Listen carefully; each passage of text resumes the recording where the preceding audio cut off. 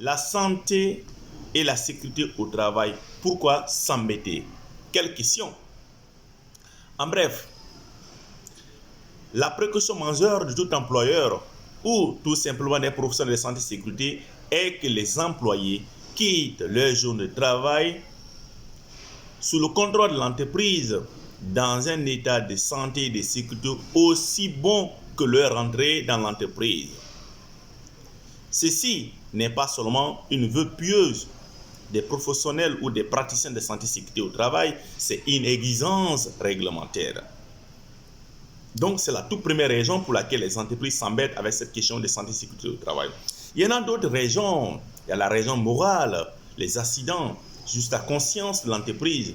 S'il y a 2, 3 morts dans l'entreprise, consciencieusement, ça va juste le moral de l'entreprise, le personnel de l'entreprise. Il y a aussi d'autres raisons économiques, la réduction du coût des accidents. Il y a aussi des raisons financières, je te parlais économiques, il y a ces raisons-là. Mais dans cette vidéo, j'aimerais qu'on se focalise sur le volet réglementaire. C'est ça. Au niveau de chaque pays, au niveau de chaque nation, il existe des dispositions réglementaires qui encadrent la santé et sécurité au travail. Au niveau du Sénégal, le Code du travail définit les dispositions que tout employeur au Sénégal doit mettre en place pour assurer la santé et la sécurité de son personnel. Fondamentalement, si un employeur a un milieu de travail dangereux et que ses employés sont exposés à des éléments dangereux, cet employeur enfreint la loi sur la santé et sécurité au travail.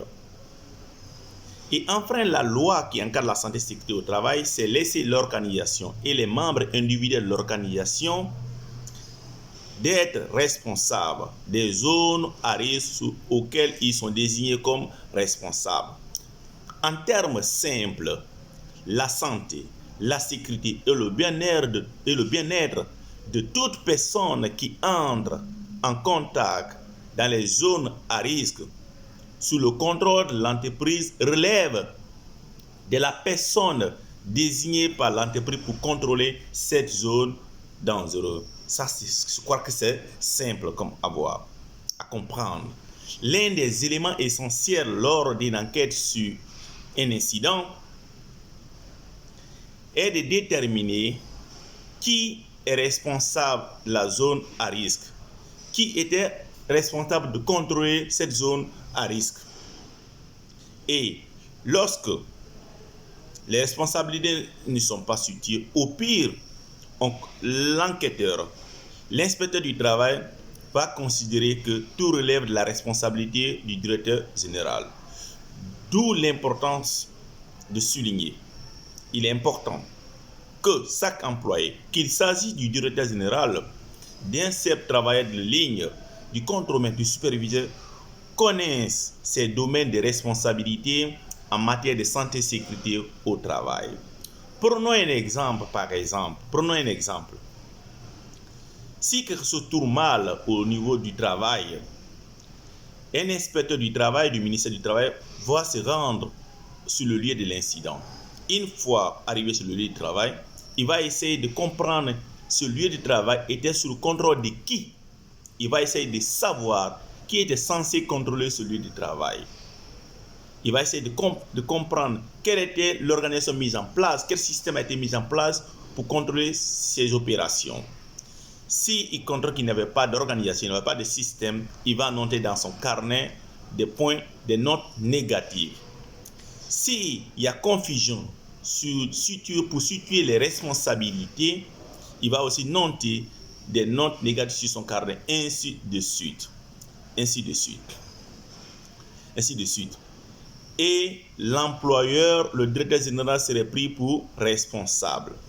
Dès lors que les responsables ne sont pas tirés, la ligne hiérarchique endosse immédiatement la responsabilité.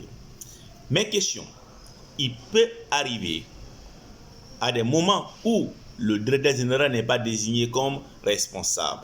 Si la direction a formalisé de façon claire les zones où vous a donné la responsabilité, le pouvoir, l'autorité des moyens financiers et que vous n'avez pas exécuté, vous n'avez pas pu contrôler malgré les moyens mis à votre disposition, empêcher l'arrivée de l'accident, vous serez pris pour responsable, vous serez enfreint à la loi.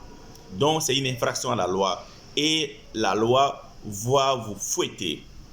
Donc vous serez poursuivi pour les peines d'emprisonnement, d'homicide involontaire. Ça c'est clair. Si une zone a été désignée, on vous a désigné comme responsable d'une zone où on vous a donné tous les moyens, il peut arriver que vous êtes responsable devant la loi.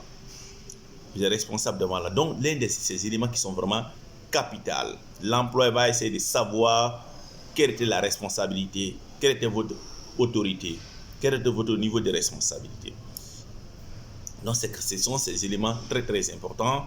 Je vois, il y a l'année passée, j'ai vu dans un média sénégalais, je ne vais pas citer le nom de l'entreprise, où un mur s'est effondré sur un journalier dans cette entreprise au Sénégal. Donc j'avais appris dans les médias qu'il y avait un problème de responsabilité.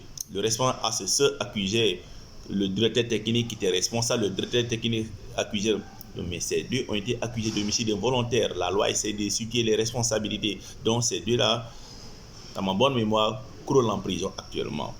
Donc, pour vous dire que la loi, la santé et sécurité, c'est avant tout une décision réglementaire. Vous devez vous préoccuper de la santé et sécurité. Car le non-respect des dispositions réglementaires peut faire des sanctions, peut faire l'objet de poursuites de peine d'emprisonnement. Mais au-delà de ça, comme je disais en préambule, il peut y avoir d'autres intérêts pour l'entreprise, des raisons économiques, parce que les coûts liés à un accident sont énormes, les coûts directs, les coûts indirects sont énormes.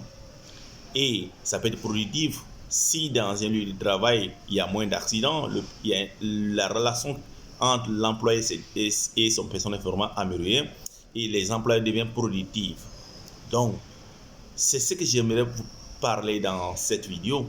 Si vous avez aimé la vidéo, je vous invite à liker, surtout c'est très important pour nous, pour que la visibilité de la vidéo sur YouTube, commenter, partager dans vos réseaux respectifs. Et si vous n'êtes pas encore abonné à cette chaîne, je vous invite à vous abonner, à liker. À la prochaine.